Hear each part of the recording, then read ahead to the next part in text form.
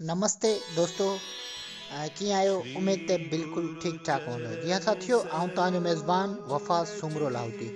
साथियों, तव्हांखे ॿुधाईंदा हलूं त मुंहिंजी हमेशह इहा कोशिशि रही आहे त असां जे सुहारी सिंध जा जेके मशहूरु बुज़ुर्ग आहिनि, दरगाहूं आहिनि, उनखां अलावा असांजा काफ़ी सारा अहिड़ा मंदर आहिनि जेके तव्हां दोस्तनि ताईं न पहुची सघिया आहिनि, ऐं उहा मां विज़िट करे, या अहिड़ी का सिंध जी सुहिणी पॉइंट हुजे जंहिंजो तव्हांखे मां सैर करायां। त अॼु आउं हिन वक़्तु मौजूदु आहियां कुंडरी जे हुन राधे कृष्णा मंदिर में। उते असांजा गाइडनेस दोस्त आहिनि साईं मघाराम भील साहब, साईं कासिम भील लिछवाणी साहब, अनिल कुमार महाराज साहब।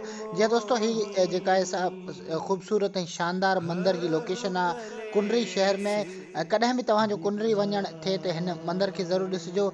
जी हाँ दोस्तों, असांजो ही तारीख़ी सफ़र ऐं ही मुंहिंजी कोशिशि उमेद तव्हांखे ज़रूरु पसंदि ईंदी साथियों। ऐं नेक्स्ट जेकॾहिं को वीडियो असांजो ॾिसणु चाहियो था त असांजे हिन लिंक खे ज़रूरु फॉलो कजो ऐं असांजे हिन वीडियो खे वधि खां वधि शेयर कजो, जीअं ही जेका आहे सा असांजो तारीख़ी ख़ूबसूरत मंदिर जेका आहे सा तमामु ख़ूबसूरत हुस्नाकिन ताईं पहुची सघे। जी दोस्तों, हिन में जेका चिटसाली थियल आहे उहा तव्हांजे साम्हूं आहे। केतिरी न ख़ूबसूरत चिटसाली थियल आहे। उनखां अलावा ॾिसो त केतिरो साफ़ु सुथिरो माहौल आहे मंदर जे अंदरि।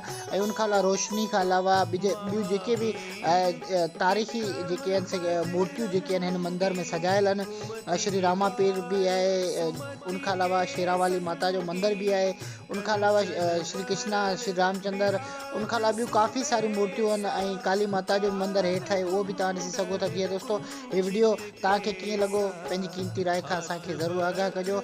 इन ते पंहिंजे मेज़बान दोस्त वफ़ा सुमरो लाहौती खे ॾियो मुर्की मोकल।